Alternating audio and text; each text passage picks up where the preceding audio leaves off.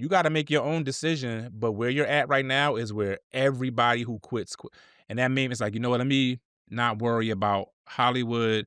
Let me stop worrying about the validation of Mhm. Hollywood and just focus on creating. On this episode of Light, Life, and Limitations, we're diving into the brilliantly chaotic world of animation, satire, and creative storytelling with someone whose imagination refuses to stay inside the lines.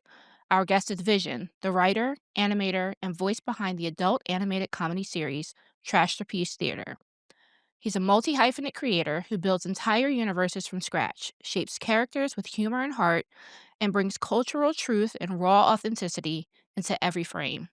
In this episode, we're exploring what it really takes to create bold, boundary pushing art while juggling the realities of life, the doubt, the identity, the late nights, and the balancing act between passion and responsibility. So settle in, because today we get to step inside the mind of a creator who sees the world differently and turns that vision into art. I'm your host, Sharvon Hales, and this is Light, Life, and Limitations, a podcast where creation meets reality. When the world feels out of frame, every thought, every fear, every revelation, I find my way through the quiet flame, lighting life in all the limitations. Welcome, Vision. Hey, I'm You gonna have to like your use that. intro? I'm gonna have to You use like that that intro in my pitch deck. Jeez. your intro? Man, you said that better than I could ever pitch it. Well, I will definitely send that over to you. I I appreciate might I that. might have had a little bit of help from ChatGPT, You gotta use what you can use. but I had to give it the right prompts. But you delivered it. Yes, I appreciate the feedback there. So lets me know I'm going in the right direction. Amen. But even though I gave you that glowing introduction, why don't you introduce yourself, give your a little background about who you are and what you do and where you're from. Um, I'm Biz Perry Vision DiVirgilio. I'm bred, born, and raised in North Philly. Um, I'm a poet by craft. I've been a full-time artist since July 4th, 2012. So every year Independence Day is literally my Independence Day. Um, so I've toured the world doing poetry. I've been blessed to do that. Teach poetry. I always say poetry's taken me from Fairbanks to the West Bank. And in 2019, I started doing like creative writing, storytelling, Hmm. and it was on Instagram on the story slides, Yeah, one slide at a time. And it would take me like 3 hours to tell a whole it'd story. be Like like 50 it slides. really would be like Yeah. 50 slides. And it was like a real impromptu. There wasn't even anything I planned or like had a marketing anything for. I just was told a story one day and people liked it. And it was like tell another one. And I was like, all right, I'll do it next week because I was tired. And I think I ran out of slides. I think Instagram only let you have 50 slides, so I couldn't do another one anyway. I was like, "You're done." It was like, all right, you good for this week. So I told another one the next week, and that led to 49 weeks in a row of me telling Yeah, and then you stories. get to a point where, like, some of your stories had parts. It was like part 1, part 2, like Yeah. yeah, it was carrying over, I remember that. It was like cliffhangers, and I was getting creative with the cool little gifts and everything on there. And Mhm. I hit up a friend of mine who I met in Philly at the Harvest, which our collective baby. Mhm. Um, is named Donnie Jackson, who is a poet, but he's also a producer. Um, and he was like, "I think you have something here." And we were thinking about maybe collabing on it and doing it live action. But then COVID hit, and Mhm. that was that. But I had already been tinkering with animation. Like I can't draw for anything, but I can. I was getting a whole bunch of like free trials of animation suites and Mhm. tinkering with that, and then I found one that I really liked. And 100 plus episodes later, I'm pretty sure I have the only scripted weekly independent animated series in the world, Nice. and it's funny and it's witty and it's ridiculous and it's my Yes. baby. So I just wanna give some quick background on how I know you since you Mhm. brought up the harvest. So Vision and I go back, Back. at this point, 25 years, 25, 26 years, Yeah, easily. um, Yeah. in the AOL chat rooms. AOL chat, Back yo. back when you weren't supposed to meet people from the internet. Exactly. I think Vision was probably one of the first people I ever met off of the internet in real life. When it Uh, was like you got in trouble for that back in the day, like yeah, you I was gonna get. definitely lied to my family and said I Yeah, picked you at, like, the movie theater or something. yeah, yeah. Yeah. Um, And, like, now it's such a thing, like, you just swipe and it's like, "Imma go meet this random person that I literally just saw their profile." Back then, it was yeah. like it was just chat rooms and you met and I still have again, I have friends some of my closest friends are off AOL from, like, AOL Mhm. 4.0 days, like, I'm Yeah. still I mean, the cool with. cool thing about the AOL chat rooms back in the day, and it's the same with social media today, is that you bond off a personality with Yeah. people. Um, and I think that's where it was always like me, you, and I think her name was Maya from like Harrisburg. We'd Yeah, be in chat Maya. rooms like trash talking people and Yeah. so if somebody came in was trying to bully everybody, We we just was just trash 'em real we fa were just collectively trashing people. I'm still cool So, with Maya too. Maya Moody Cakes on IG, I'm still cool with her. oh, Like, again, I nice. it's Shout out to crazy. Maya. Shout out to We Maya. Maya did my very first, Photo logo, my very first photography logo back when I Word. was Photo. So, going from that, when you were transitioning into being a spoken word poet, I Mhm. remember you sent me a picture, I think on, like, Facebook chat. You were like, "I'm gonna use this for a headshot," You and was I like, was "No, just you're like, not." "Absolutely not." You're like, "No, you're not. You're Oh, yeah. 100% not doing that." Meet me at the art museum. We Yeah. gonna take some pictures. And that's kinda why I wanted you to be the first guest on the Yep. podcast, 'cause you were pretty much like my first, like, my real first photography client, and that Yeah. those pictures were the jumping off point for me transitioning into professional photography. Yeah. So, it's just a full circle moment, and then also during the pandemic, I was trying to do a podcast, didn't really happen, but you were supposed to be the first guest. We did the Mhm. interview, and then just, like, life was happening. Yeah. So when this came about, I was like, "I'm going back to Vision." You immediately said yes, so here we are Absolutely. now. So, taking it back to Trashterpiece Theater, 'cause I was there during the days of the Instagram stories, Mhm. and I remember the demand of people saying, like, "Can you make this into a series or something we can watch?" Yeah. So, you mentioned that you researched different animation suites, you discussed possibly doing it, um, live action, so let's talk about how you maybe, um, overcame any type of, like, obstacles or imposter syndrome or whatever going into the animation, um, direction with it. The funny thing is the imposter syndrome didn't exist initially because one of those things was like I didn't know what I didn't know. I felt like I was so outside the box that I didn't know to be scared or that I couldn't do this. So I'm just thinking like I didn't know anybody who was doing it. The animators that I did know who like were professional animators, I couldn't afford them. I was broke as hell at the time. So Mhm. I couldn't afford them. And I needed something more like a quick turnaround. So I was like, yo, I gotta do this myself. So I just did a whole bunch of free trials to see what I liked and see what I was good at, see what would work Mm. best that I could be as creative as I needed to be. Um, and then, I got a couple episodes out and the first episodes are absolutely dreadful. And I remember sending you the first episode and you was like, Viz, are you writing this first or are you animating it first and then writing it? And I was totally doing it backwards. I was like, wait a minute. Like, cause again, I have it in my head.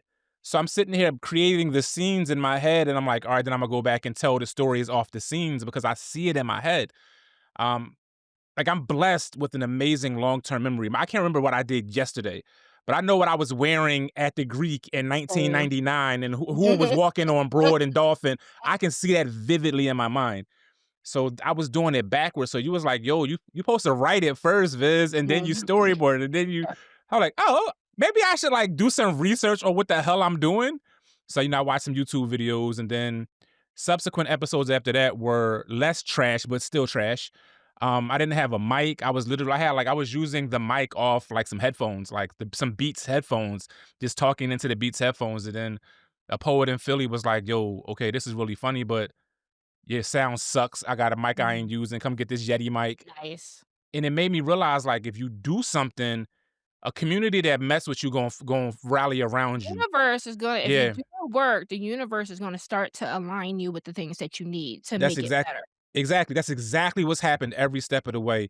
And the Mhm. imposter syndrome didn't come into play until it got viral. I had a couple Mm. viral things, and now some celebrities are DMing me, and a manager is hitting me up, and this guy want to maybe talk, and I'm talking to Pharrell's people, and Don Cheadle's people. Now I'm like, I am in over my head. I didn't go to school for any of this. I don't know what I'm doing. I don't even know how to format a proper script. I'm writing in paragraph blocks, but I'm funny. And and I know how to tell a story and I know how to deliver it. So that's when the imposter syndrome kind of snuck in. Is when I was Mhm. like, I have no idea what I'm actually doing. I'm just doing it. I was building the plane as I was flying it. Let's back it up a little bit, because Mhm, let's talk about actually, like, what Trashterpiece Theater is about. mhm. Because like, for the people listening and watching who are completely unfamiliar, this is new to them, Trashterpiece Theater, because now that you got all types of spinoffs, let's Yeah. let's let's talk about what the origin of the stories are, and Mm. then, we'll kinda dive into your creative process. Yes, I made mention on a I was in the midst of depression. Like I was in a deep depression. 2019, 2018 was really bad. The organization I was with imploded. The harvest was done. I was really trying to figure out who the hell I was. I was sitting on my dad's couch and I made mention of I had a stalker. Mm. And from the MySpace days, I had a stalker. Um, and she got my phone Wasn't number. me. No, no, no. It wasn't Sharvie at all. It wasn't nobody from the AOL days. It wasn't nobody I'm cool with right now. I had a stalker, and she got my phone number by overhearing me giving it to somebody else, Oh. and then pretended to be said girl when she called me, and then invited me over. And my little ratchet ass was like, jackpot, 2 o'clock in the morning. I'm just leaving a stinger, joined our bag last week. I'm thinking I just rolled in there. Thank you, God. My dumb ass goes over to Jersey and it's not her. And so I just made mention that I had a stalker and people was like, hey, look, can you, like, you gotta tell, you can't just say that. You gotta tell us the story. And then I wrote it out. Mm, And that became story after story after story, and out of that became I named it Trashterpiece Theater because it's a bunch of trash stories and I like to call it an unbecoming of age. All the things that I've learned that I thought made me a man that I had to unlearn and unbecome the things that I thought made me mm. a man. So it's a bunch of stories from That's the a late book '90s and early title right 2000s. there. Say it Write again. that down somewhere. The What's that? Unbecoming of Age. Oh yeah, I use that in my marketing. That's my That's baby, gonna be right? your memoir. That's gonna be a memoir. Yeah, TM trademark that joint. Mhm. But yeah, it's the misadventures of me and my friends growing up in an urban area, growing up in North Philly, and all the things that we did in our late teens and early 20s, like early to mid 20s, that we thought made us men. And it's like I look back, like I don't know how I survived any of this.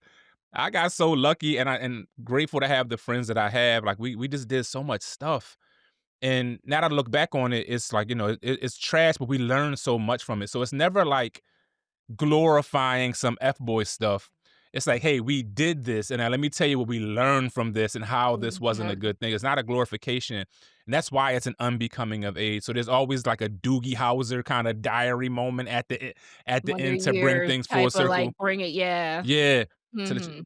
so there's always that, and it's like it started off at like 5 to 6 minutes because that's all that I could deliver, and now that we're up to like 13-minute episodes, like, I was Yeah. hoping to get to 11 minutes, like, that was, like, my goal to get to 11 minutes because that's, like, the 2 episodes per in Mhm. 1 episode, like how Beavis and Butthead is 2 episodes, SpongeBob is 2 episodes, so I was, like, trying Yeah. to measure myself against that, Mm. and so every episode is just, like, a different misadventure between me and my friends, and now that's developed into A and B stories, that's developed into all kinds of ridiculous And the transitions, thing and is that people don't realize, so, like, with script writing, 1 page is a minute, yeah, right? So, and when you start doing script writing, getting 5 pages out can be kinda hard sometimes. yeah, So, I know to, like, people from the outside hearing, "Oh, he was trying to get to 11 minutes," that doesn't seem like a lot, but, like, I'm the type of person I could be editing a video for 3 hours and only have 30 seconds worth of that part, playable video, so it's like going from what you said originally was, like, like, 5, 5 6 5, minutes. 6 minutes and getting up Yeah. to 13 minutes, that's a lot of work. It's a lot of It's a work. lot of people don't, and I think people, like you said, people see 13 minutes and they think it took you 13 minutes. And it's like, nah, Mhm. like between, and again, I'm one stop shopping. Like the good news is I'm blessed to have like different voice actors now. Like I just started getting into my director bag, which I'm loving, and in the studio directing other actors and kind of letting go of some of this process. But I still write it, I still animate it, I still voice it, I still do the video editing and the sound editing. So all of that could take me 30 to 40 hours by itself in the process just for 13 minutes. So, like, I could write a 22-minute episode, I just can't deliver it right now Yeah, you because the can't do the process is too full long. production of it, Yeah, yeah. yeah, But, eventually you'll have a team, you'll have 100%. editors, and you'll have, sound people and stuff. You'll get there because Oh, I mean, to see from 100%. where you started to where you are now, that's definitely you'll we're gonna have you back on the podcast in a couple years, and we'll be talking about, Vision Studios. That's the thing, vision statements is what I wanna do, and I wanna help well, outside of myself, I wanna be able to give opportunities to other creatives that are Mhm. trying to push through And and help have an idea. produce Yeah. tell other people's stories. Yeah, Because let's exactly. talk about one of the spinoffs where you were soliciting for other people to submit their Mhm. stories in for you to now what's the name of that spinoff? That's called Trash Can Time Machine. Trash Can Time Machine. So Yeah. and I thought that was brilliant because it was I think I had mentioned that to you one day. I was like, "I don't have any trash stories, but I got some trash stories of things that was done to me." Like Yeah. so, Absolutely. yeah, and then you have that, and then you had what's the spy one? Oh, Um 006 foot 7. 006 foot 7. I Yeah. think that's my favorite one so far. Um, Yeah. yeah, That came from a dream. Like, I had this ridiculous, like, fever dream where I was, like, this special agent at this football game in Delaware County. I don't know if it was Academy Park or not, but it was Delaware oh County, gosh. and I was waiting for this Asian spy to come deliver me some, and it was the most absurd thing, and I remember waking up talking to one of my friends, and he's like, "Yo, write that down and make that." So, I kinda tinkered around with that, and that was also kinda my, proof to Hollywood that I can tell stories that aren't just my recollection, that Mhm. I'm a storyteller, this is what I do. Like, you know me as a poet, almost all of my poems, the Lightning Bug poem, Thirsty, they're all stories. Almost all of my poems are stories. So, like, that was proof to me, but also to Hollywood that it's like, "Yo, I can do more than just tell my stories from Your North own Philly." stories, yeah. Yeah. So, speaking of your stories, has there been any, instances of, like, people who are the feature of the story, like, hitting you up like, "Yo, that's, like why would you tell that story?" Yeah. Or, "That's not how it went. That's not" "You're remembering it wrong." Has that happened? So, a couple times that's happened. The thing is, I always tell people if I've been like, I know I wasn't always a spot on good person. So if people anybody got a story about me, like, write it down, voice it, I'll animate it for you. I promise. I hope you post it. But I have had some people hit me up. It's like, yo, like, there's one Afro Latino woman I was dealing with. She had, like, issues with Black Americans, specifically, like, in the city. Like, she was like, I took her to where I was from, and she was kinda looking down on North Philly. We literally drove by my block, and she was like, "Ew." Didn't know that was my block. And Oh. so, like, I wrote about that, and then she hit me up out the blue. I didn't even know she still followed me. I didn't know she followed me at all. Again, this was back in the day. Mhm. So she hit me up and was like, "You made it seem like I don't like I'm not proud of being a black woman." I was like, "No, I made it seem like you wasn't proud of my block. I ain't said you ain't like black people." Um, Another ex said I was using artistic license in our story, which I'm fine with that. Mhm. There are some things I'm gonna have to be an Yeah. artist about, but I was like, "But did you cheat or not?" Because that's the crux of the story. Right now, they Yeah, say there's 3 sides to a story. It's your side, yeah, her side, and the truth. yeah, So and we all live in our perception of what's happening. So you're exactly. retelling your perception of those stories. That was it. That was it. I'm like, again, if you have your side, I'll tell it. But I mean, you did cheat. That was like the crux of the story. Like, that's what you did. Um, and then a friend of mine was mad that I told a story about him, and it got back. He didn't tell me. But one of my friends that I grew up with, he was like apparently like pissed at me. And Bruce, he went to Bruce like, "Yo, what's Perry number? Cause I'm gonna call him a cut." And Bruce was like, "I was there that night. Did it happen? Yeah. Then why you mad? He tell you. He told it. It happened." He's like, I guess you right. So we cool, but he wasn't happy that I told the story. He think I made it. It was funny. I didn't make him like an idiot, but He made it, like, you more was than drunk. what I you said you was drunk. I ain't say like you're an idiot in person. You just, yeah. you get a little wild when you get drunk. That was all. So he was a little upset. But other than that, I feel like people have to admit it was them to be mad about it. Like, I never use the real name. I always kind of alter appearances and things like Mhm. that. So I think Unless people unless have to they give admit. you permission to use your real name, right? Yeah, Because exactly. Bruce is a feature. Yeah, For those who don't know who are listening or watching, Bruce is a longtime best friend, I guess, right? like a day one, Yeah, day like one, a day one. friend of Yeah, his. I've had the pleasure of meeting Bruce a few times, so yeah. he's, a cool dude. And I have not exaggerated anything about him. What you see is what you get. And I was Yeah, around for a lot of those stories, yeah. hearing them, like, firsthand before before the Trashterpiece Theater days. Years before, like, Yeah. as they were happening, I'm telling like, you ain't gonna I had like, my believe. perception of Bruce before I met him was completely different from what I finally met him. It's what he's one of those people that, like, yeah, he's got these crazy stories, but he's such a, like, nice He guy. really is. So, He's like the uh, nicest guy ever, but, yeah. he just and it's not like he's crazy or like a bad far like, he's like the nicest person you'll meet, but he's just funny, and we've Mhm. gotten into a lot of things together.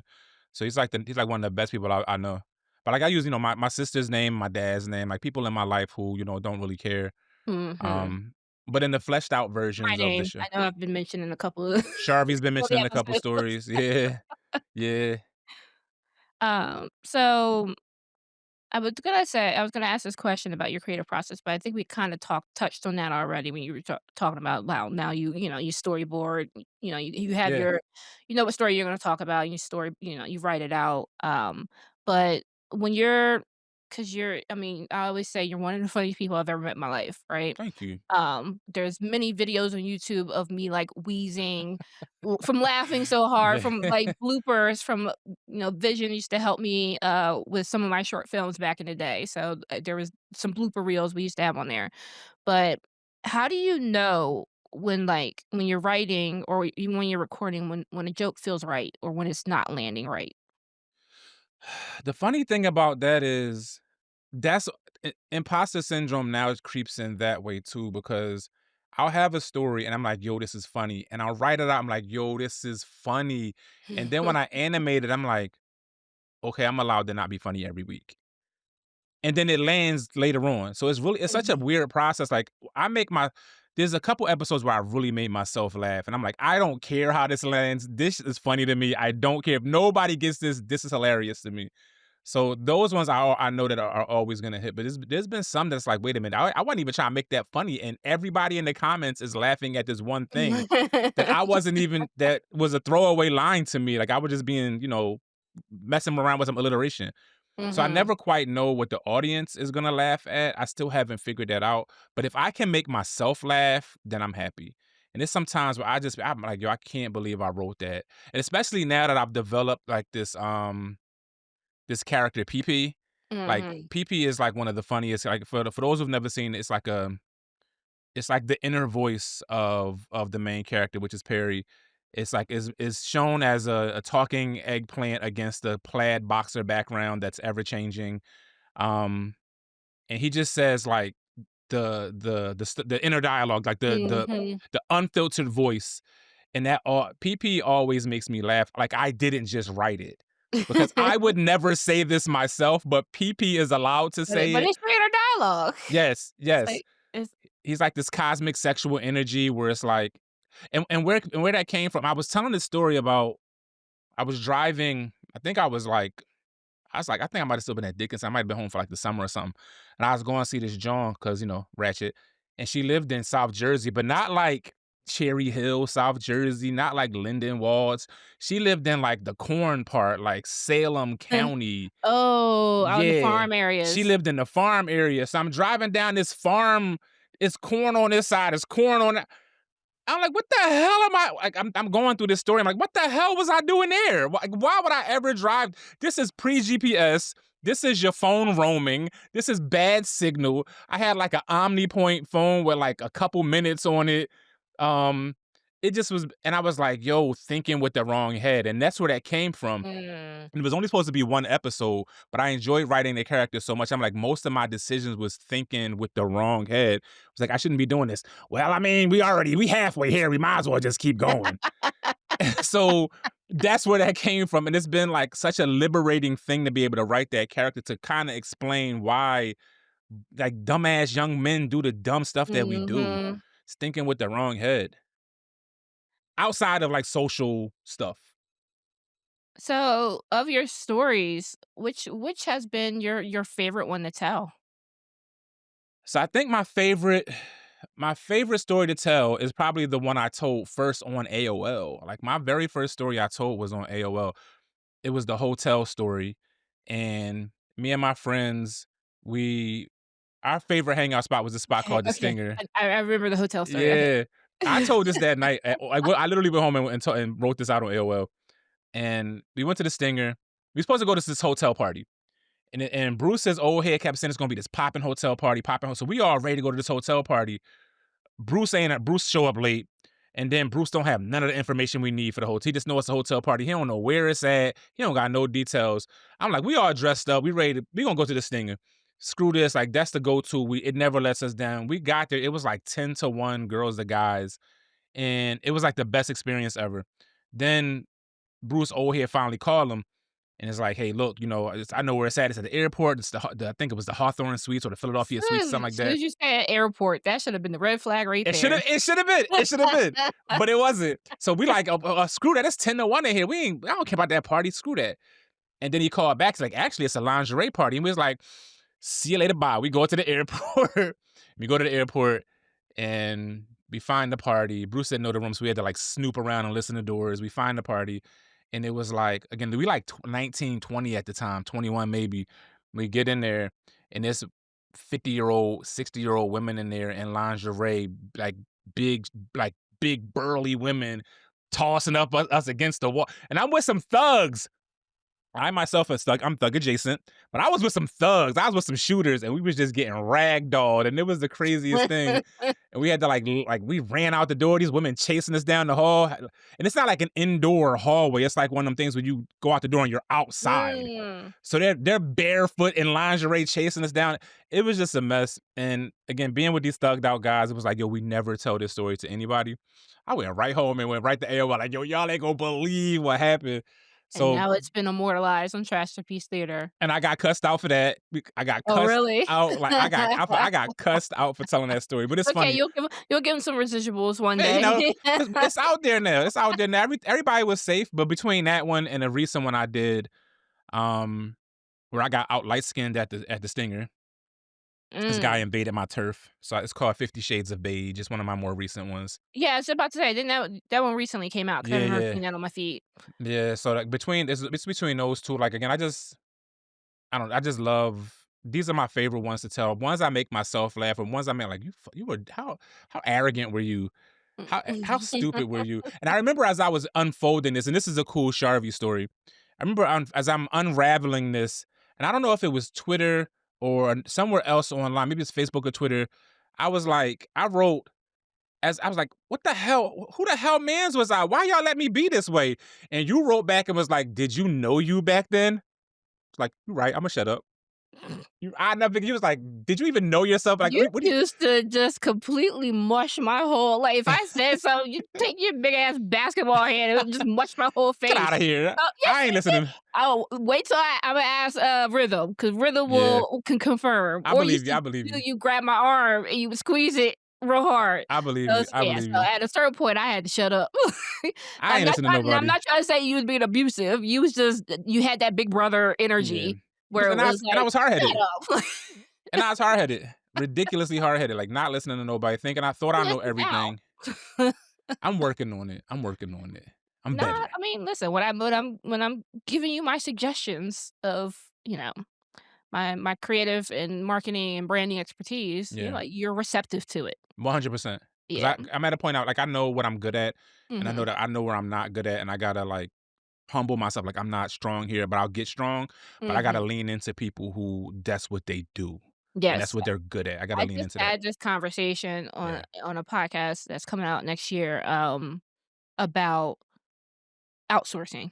Yeah. Right? We think about outsourcing on a corporate level, we never think about outsourcing on a personal level, right? And I had brought up Definitely. the fact my cousin and his wife have a housekeeper, and it's like, when you think about housekeepers, you think rich people have housekeepers, but everyday people can have a housekeeper. If you don't like cleaning, and you can have somebody come in your house twice a week for $100 or however much, like, that why are we making ourselves miserable Yeah. with things Yeah. we don't enjoy if we can outsource it? So it's like if Absolutely. for a creative or as a business, if there's an aspect of what you're doing that you need assistance with, and it's something that you just don't wanna do yourself because it's draining, outsource it. And if Yeah, you don't yep, have the finances to outsource it right now, you find somebody you can collaborate. And when I say collaborate, I don't mean use people. I mean yeah, exchange of services and benefits. So, 100%. yeah. So, but speaking of that, so at what point did you realize that with Trashterpiece Theater, it was no longer a hobby, but now it could actually become like a brand and a business and a potential livelihood? Um, it's a good question. I think I knew I was onto something.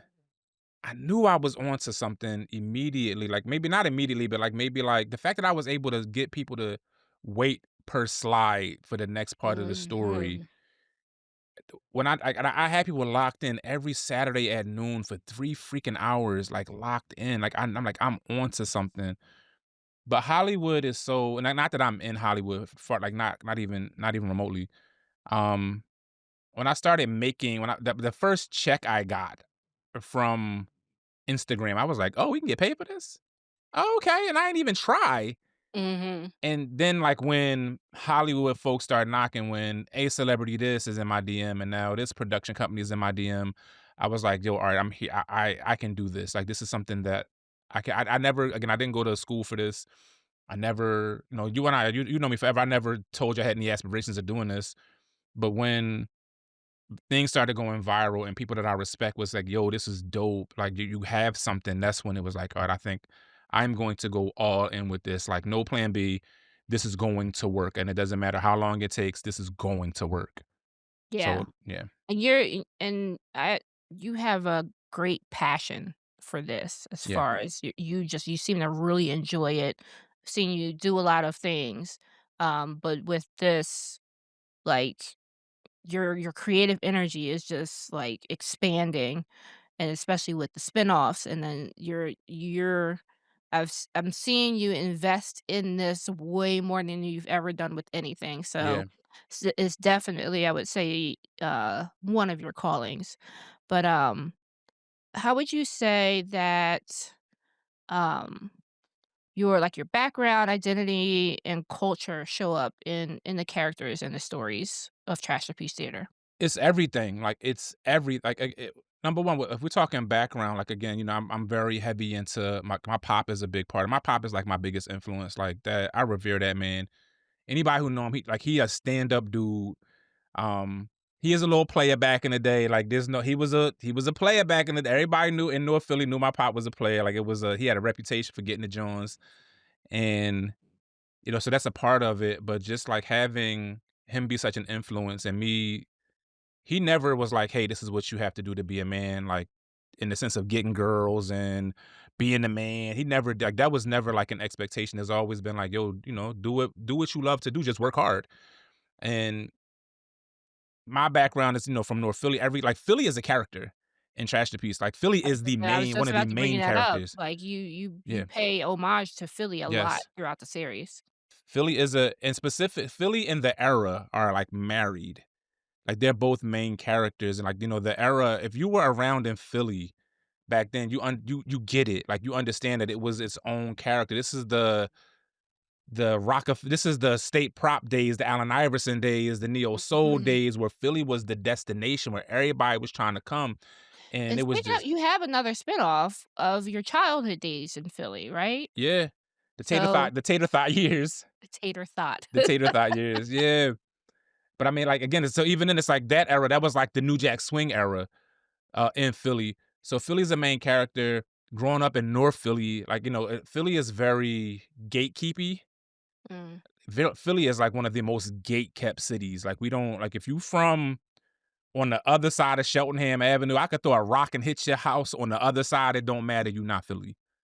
Like, Philly, and then it's like, where you from in Philly? Oh, North Philly. What part of North Philly? Or who who your grandma? Like, all of that is It's like so very funny Philly. 'cause, down here in El Paso, I've run into several people from Philly here, Mhm. and so I'm like, "Oh, from Philly," and obviously we know I'm from Delaware Delaware County, County, yeah. but or somebody else will be like, "Oh, she's from Philly," and they be like, "Oh, what part?" I'm like, "Well, technically, From right outside of right on the other Philly. side of the border is Southwest Yeah. Philly, right in Delaware County," and they're like, "Oh, okay." So it's like, obviously if I say Delaware County to people who live in Texas, they don't know what that is, so I'm Yeah, gonna so say it makes Philly. sense. It makes sense when you're out of town, because again, Yeah. a lot of times, again, when you're out the country, like, It's even hard. Usually I'm from Philly, they be like, never heard of it." And it's like, I'm not saying New York. Well, New most York people here, what Philly here. I was in Korea, and we would say Philadelphia, they knew. I mean, because Will Oh, Smith, that's cool. like, people they know celebrities from Yeah, Philly, Will right? Smith, I guess Kevin, yeah, that makes You know, sense. people watch Fresh Prince of Bel-Air, so That makes sense, that Philly makes Philly sense. is known. Cool, cool. But occasionally I'll say Philadelphia, and they're like, "Huh?" You know, down here, it's usually people who have come over from Mexico, Yeah, yeah. but yeah, so there's definitely that culture of, like, you can't front about being from Philly, because Yeah. 2 people from Philly, because they gonna drill you down. It's gonna get real What block granular. you from? Yeah.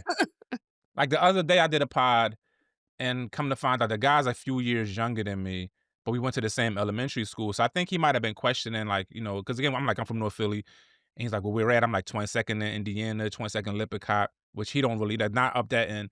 But my grandma lived on 20 my grandma lived on 28th in Oxford, my aunt's sister lived on 29th in Jefferson, and so when he says like, "Oh, word, what school you went to?" I'm like, "I went to Kelly," and he's like, "Who was the principal?" I was like, "Mr. Bellows." He's like, "Oh, okay." Well, like, it was like, I got grilled, I had to, it's like, it gets real granular, like, "Oh, you went to Kelly? Who was the principal? What teacher you had?" Like, it gets, people wanna know, like, it gets very, very Like that granular. Kendrick Lamar song where Yeah, where your grandma stay, huh? It's very similar to that, but I try my best. I remember vividly what the city looked like back then. So Mm, we used to hang on South Street outside of Tower Records. So I have to make that look like Tower Records. We used to mm, hang out on 4th Street right near Ishkabibbles. So Ishkabibbles has to look like Ishkabibbles for me, for my sanity.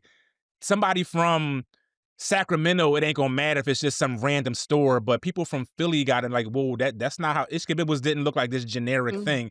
It has to look exactly like that for me. Palmer's has to look like Palmer's. And that's mhm, one of my greatest, one of the best compliments you can give me. Questlove was like, that looked just like Palmer's Viz. And I was like, that meant so much to me because I know that we all have fond memories of these places. So if I can mhm. spark a memory, if I can get you to think about a great time you had at Palmer's or Fluid or something like that, then that You makes got the me. 5 spot in there yet? I do have a five. I got a little 'Cause five I spot gotta joint. go back and binge some episodes. Yeah, I got a little 5 spot reference, but if I can get you to if I can, that means something because like, no, now you're like, it's not just fun, it's not just a lesson, it's like now also this nostalgia. Now you're Mhm. connected to it. I was in that room, I was there for this night, and that means a lot to me. Well, um, that's really what's the word I'm looking for? Um I guess you already said it, nostalgic, like, for Yeah. for people to that you have basically made the city a character, Yes. as part of the story, and I definitely am one of those people that I'm looking at the background and stuff in certain scenes, especially Yeah. when it's, like, on the streets and stuff, like, "Oh, I remember that was there." Um, so, I mean, you kind of already touched on it, that was gonna be my next question was, like, like, do you feel a certain responsibility of, like, really representing Philadelphia in the episodes? But you already, like, hit the nail on the head with that, so um, I do wanna kinda talk about we've touched on the imposter syndrome, and you sorry, I forgot to mute my phone. Um, you brought up a little bit about the vulnerability of, um, telling these stories and having the retrospective look on, like, who you were at that time. Yeah. So, um, have you had any moments where the art is not really matching up with what the moments are in your head. You know what I mean? Like, when you're creating and it's like, "This is how I remember it, and it's not coming out right." Like, what do you do in those moments? So a little unknown fact was if you work with the animation suite I'm working with is not designed for what I do. It's designed for like to make like short little training videos. It's not designed for like elaborate storytelling. So a lot of the things you see is literally just like different squares and rectangles that I turned into a building with the right shades, and so it might take me and you understand this as as an editor, one little 2-second throwaway establishing scene of me, Bruce and Nell outside of Ishkabibbles. The first time I did that, it might have taken me 6 hours Mm, because it's just all trying to get the right. So and I'm and I've been diagnosed with a form of OCD, dermatillomania. The skin picking thing is a form of OCD, and it manifests in other ways. And I've found that it's manifesting in this. If it don't look like it, I won't do it. mm. I won't do it. Or I'll try to pivot a different way. So this way, if I and that's where I got to give my and that's why I've learned to give myself some artistic license. So if I can't get it to look like Broad Street Eddie's, I'm gonna just say it happened at the Stinger. It still happened, but I'm just like, listen, I can't get this to look like this because it's this animation suite is limited. Mm, and Because you if I want well, you want the authenticity there. yeah. Yeah. Yeah, especially since I know especially when if it's just a throwaway thing and it's just somebody's house that I went to one time that I can still visualize, I'm Mhm, fine with that. But if it's something that we all experience together, it can't be generic for me. It can't just be a stock image. Like, even with the Stinger, like, at first, I didn't know how to do any of this, so, like, I had to, like, really freak out the interior of the Stinger to, like, kinda make it doesn't look exactly like it did, because of the spacing of it's just the 16 by 9, it won't let me do it the way I wanna do it, mhm, but it's good enough. But now it's like I've become such a mhm. stickler for it, and if I can't get it the right way, I get really frustrated, and I gotta have moments with myself like, "Yo, what's more important? Like, getting the story out. It's okay that this happened at Broad Street Eddie's. It's okay that this happened at, Transit, but it looked like Palmer's, and it's okay. We'll just say it was Palmer's. Anybody that was there, they can correct you in the comments. It's okay. Just get the story out. So Mhm. I go back. I battle with that. Like, sometimes, like, I ain't doing it, and sometimes, like, dude, just get the story out. It's okay, man. It's not that Yeah. serious. I fight with that. So, and I guess that kinda taps into my next question because I was gonna ask, like, what would you say to other creatives who might feel their work isn't enough to put out? Because you literally just said, the phrase "good enough," and I Yeah. nodded. But what would you say to people who have a creative idea and they're kinda stuck in that almost perfectionist mode of not feeling like it's enough or good enough to put out? Build the plane as you fly it. Do it. Yeah. I will never like again. He probably wouldn't remember this, but I remember when I had the idea for Trashterpeace, like, to take it into animation. And I was backstage at an event I was hosting, and Wallow was a speaker there. Wallow from the $1 Million Worth of Game podcast. He wouldn't remember this, Mhm. but a friend, one of my somebody I thought was a friend is standing there, and then Wallow's next to him, and I'm telling my friend this idea, and Wallow's just listening. And my friend, like, snickers, like, "Bro, I don't know about this. This is trash. Like, what I'm doing?" He's like, "I don't know if this sound dumb." And Wallow was like, "Nah, do that. Do that tonight. When you go home, do it tonight. What you talk like? You know how he real hype and energetic. Like, nah. How many followers you got? 12,000. That's more. That's 11,000 more than you need. Do that tonight." And I was like, "Oh, okay." Like, that just energized me. Like, okay, I'm gonna just go do it. And again, it was terrible. And I'm never gonna take that. It's terrible compared to what it is now. Like, at the time, I thought it was popping at the time, but I'm never gonna take that down because, again, I get to see how far I've grown. Yeah. So if you wait to be perfect, it ain't never gonna be perfect. Listen, if you go back and you watch the very first episode of The Simpsons, co Beavis and Butthead, terrible. It's yeah, so bad. so everything starts somewhere. Yeah, it's never going to be like, you have to grow as an artist. You have to grow as you're gonna get better as an animator, you're gonna get better as a writer. I'm such a better screenwriter now than I was a few years ago. Now, like, even the series, it started out as being like this narration and just animation with the narration. Now it's character driven, it's dialogue based, it's different voices, and now it's different actors, and build the plane as you fly it. Just, you're not gonna be perfect starting out because nobody is. Just Yeah, do it. Lyrispect used to have that line that and it still resonates with me Yep. today, I know "Take a exactly leap what of faith take a take leap a of leap of faith and faith grow and your grow wings your on the way wings on the down." way down. I think Yes, about that a lot. that sits in the back of my head all the Yep. time because 'cause I'm always like, "I don't know how to do this," and look, I I started for my day job, we started a podcast 2 years ago. I've been the producer of it for the past 2 years. I learned everything, and I'm like, "Okay, I can do my own podcast now. I Yep. have all the tools and the resources, and then anything else, I'm just gonna figure it out along the way." You I already figure it out had a on the way. background, my degrees in communication and journalism. I've been doing video editing and all this type stuff for 20 plus years now, and I'm like, there's n what's the only thing that was stopping me was to get accustomed to being on camera, and I did that when I was healing this summer when I was healing from surgery and bored. I was on TikTok posting every day, and I got to Mhm. the point where it's like, I didn't care about how I looked on camera anymore. I Yeah. was like, my voice is more important. Mhm. What you So have that's to what say. yeah, yeah. Yep. That's the stuff that matters, and people don't remember. They're not gonna remember if your hair wasn't done this one time, if you made them laugh or you made them think or you made them reflect, and, I always say, if I can make you laugh I can make you think. If I can make you think, I can make you reflect, and that's how we all learn and grow together. Mhm. And and one of the underlying themes of Trash to Piece is also like again this kind of unraveling, this excavating of masculinity, specifically Black masculinity. Mhm. And one of the things I remember me and Kavi was on tour. We was doing this tour called Mending Masculinity. And it had come from like these conversations that me and Kavi had. And for those who don't like Kavi is one of my best friends, um, young trans black man. We were having these really dynamic conversations about manhood. And we went on tour expecting to have these conversations with like frat boy. Like, it was like a college tour. We might have did like 50, 60 colleges. We thought it was gonna be like frat boys and jocks. It was nothing but women in those conversations. But Mm. afterward, men would be waiting for us like in the hallway or trying to catch us before we leave campus to have the conversation. They were too embarrassed to be in a room talking about it. And what we learned was the more I made them laugh and kind of goofed off with them and connected with them, now we talking. So if I can make you laugh, I can make you think. I can loosen. We going now. We laughing together. You laughing at me. I'm being self-deprecating. I'm telling my BS, and now like, yeah, I did that too, man. And now we're having a conversation, and now we can kind of grow from the dumb stuff that we did and show younger men like, yo, don't do this, man. Like this is the consequences of that. Like, don't do that, man.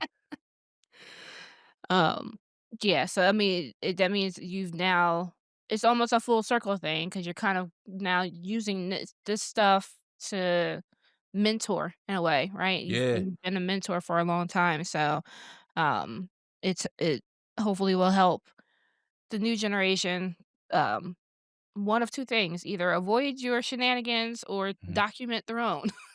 That part. And you're gonna make mistakes, but it's like, what did you learn from it, and like, did you repeat it? So, like, and even, like, even if it's not a heavy thing, like, a heavy conversation, like the last week's episode, was a hidden message about heteronormativity. Like, I thought this woman was on me, this 6-foot John, I'm like, "She cute." This was my little sister basketball coach, and the whole time she was queer with a girlfriend, and she did like me, but she wanted me to for, like she wanted to me to be a donor for her wife and for her and her wife. And it didn't even occur to me that this woman might be queer. She's 6'1". She gonna be on me. Like tall Jones love tall boys. Didn't even occur to me. Like I was so hetero. Like it didn't even occur to me that number one, it was arrogant of me to think because she tall, she wanted me anyway. But like having a conversation without having the conversation of heteronormativity. We don't gotta have the conversation. The episode is the conversation. And now we can like, yeah, how did you not see those signs? Like you was drawing, and we can have the conversation without it being heavy handed.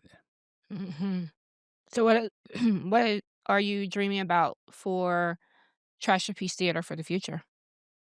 So the funny thing is, um, I didn't start this to be in Hollywood, but then Hollywood came knocking, and then that became my goal.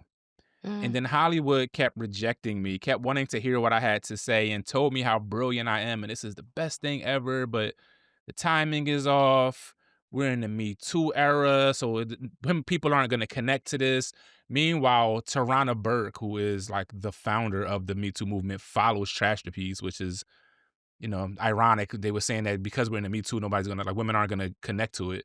I'm like, y'all are infantilizing women. This is kind of the point. One of the points of the show to not because most of the infantilize people in women. the comments are women. Most of my like six is 60-40 And the women. thing is about your stories, it's not like, they don't come across to me as you taking advantage of women. No, It's very much, the women in the stories, it's more so they've got, l like, the autonomy and ownership over their sexuality, right? their own agency. Exactly.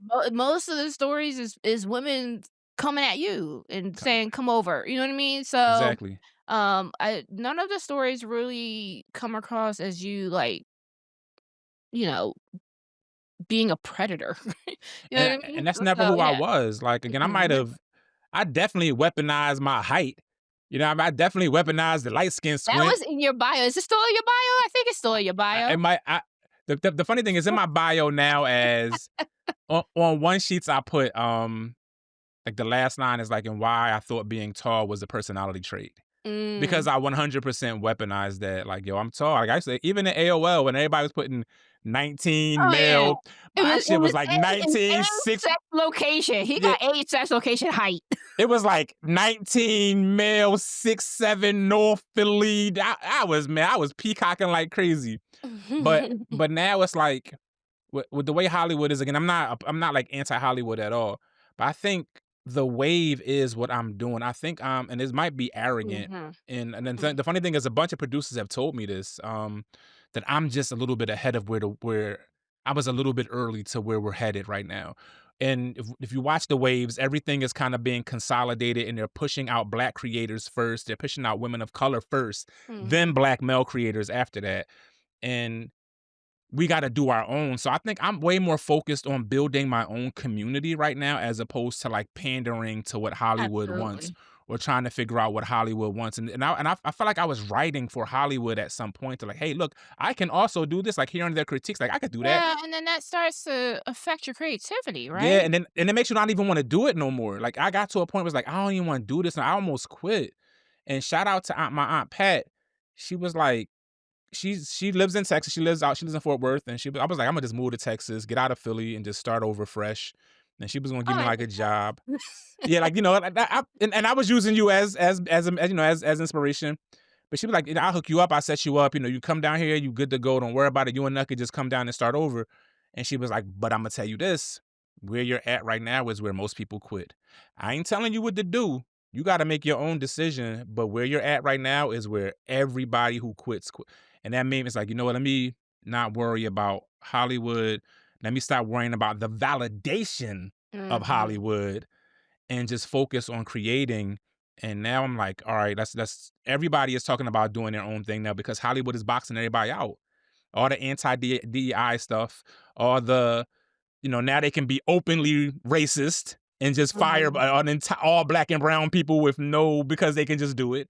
The Yeah. consolidation of all the companies. There's not going to be too much room for black stories within Hollywood. So it's like I think the move now is I think I'm just a little bit ahead of the wave, Mhm. doing your own, building your own. So I'm just focusing on my own community. Yeah. And I may not have a million followers, but the followers I have, the subscribers I have are rabid and hardcore Yes. fans and very supportive. And And I definitely you can enjoy look all in, of them. Tubi, because Tubi is what do they call it? Like, ju is user-generated TV shows and stuff now. Fox just bought it. Oh, okay, never mind Yeah. that. Fox bought it. Fox bought that John. Oh, man.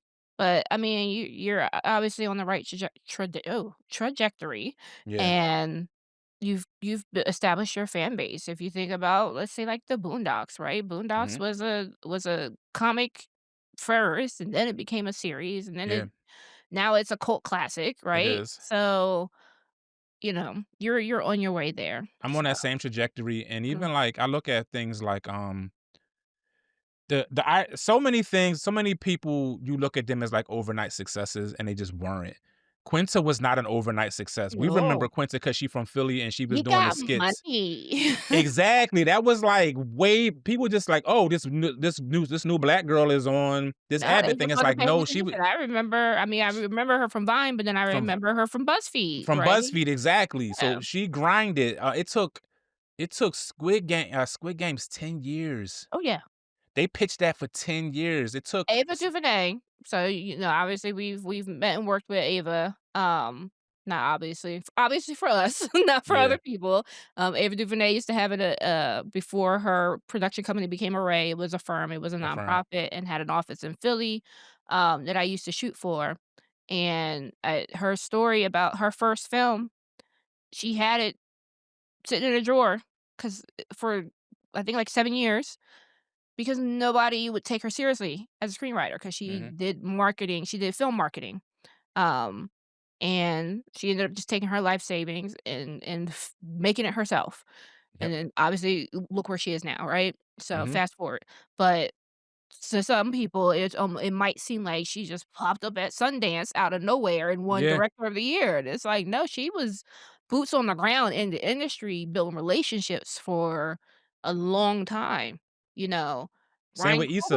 Ryan Coogler didn't pop up, like, he may have, most people know Ryan Coogler from, Black Panther, We need no Ryan Coogler from Fruitvale Station. Yeah, Like, when he when he did Sundance, but so, it's people, gotta understand they gotta put in the work. Put in the work, but I've been really big lately on talking to people about building relationships. You yeah, gotta that's a build big thing. relationships, and that's been And a huge thing for me 'cause, now I'm in a new city and I'm meeting new people, and so I'm really focusing on not just trying to get people to give me what I want or need, but, like, to really let's figure out, how we can build together, so 100%.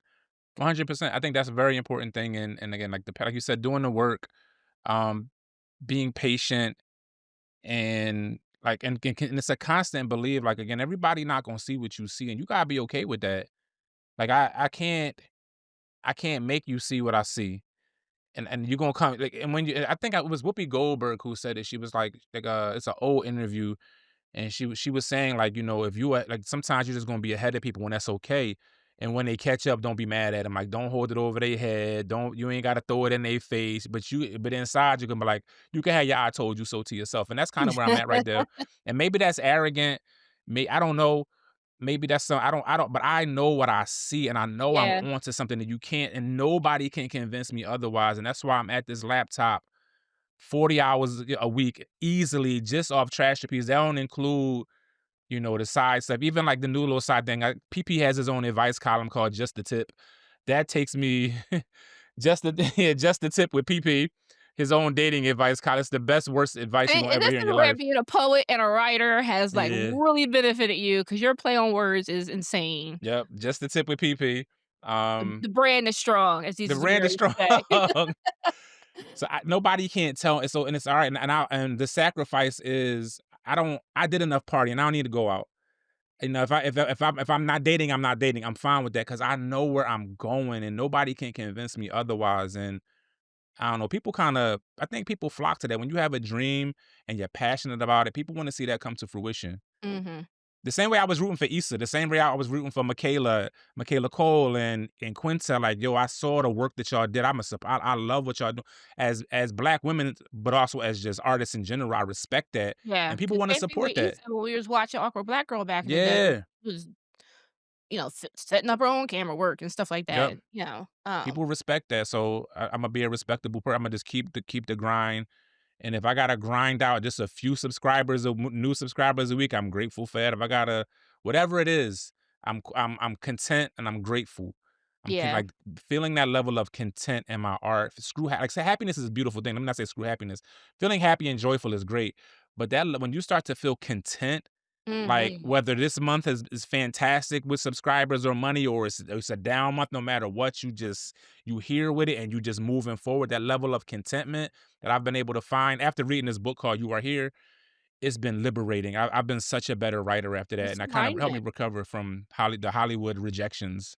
Mhm. When you find what's in alignment with your Yeah, purpose, then the validation and all that goes away. it Yeah. don't even matter, and then you start to focus on what you have instead of what you don't. Like, Mhm. I was counting money before I had it. I was so in depression. I was so focused on the past. And then I had this crazy anxiety because I was so focused Focus on the on the future future. instead of Mhm. being in the moment. Yep. And that's where it's like now it's like no matter what, like, I feel good. If I can create I have the best life ever. I get to create a world out of nothing. Like, I have the best life ever. Like, every day I get to wake up and blessed to do exactly what I wanna do.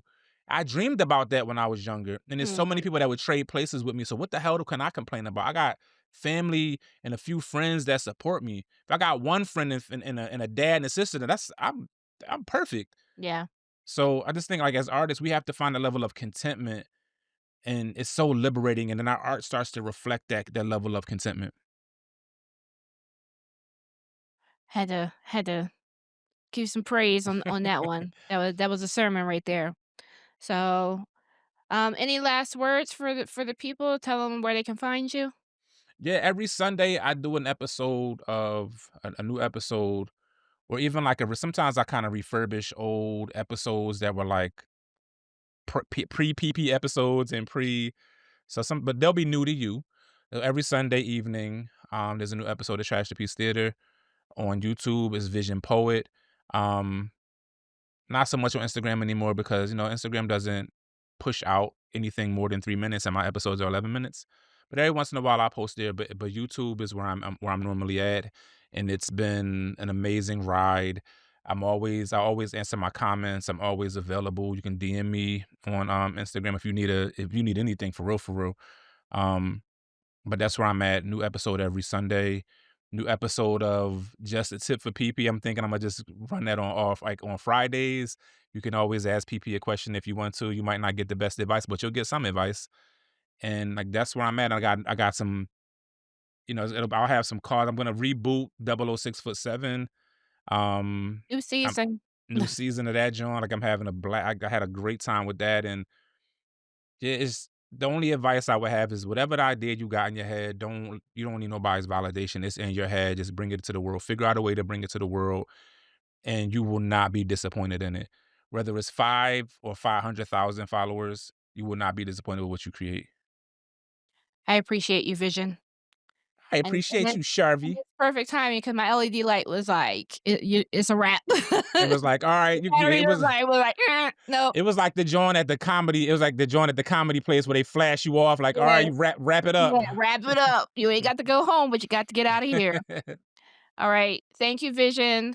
Thank you for joining us. My And pleasure. everyone, tune in for Trashterpiece Theater and all of its spinoffs. Life doesn't always stay in perfect focus. There's magic in the blur we can't ignore.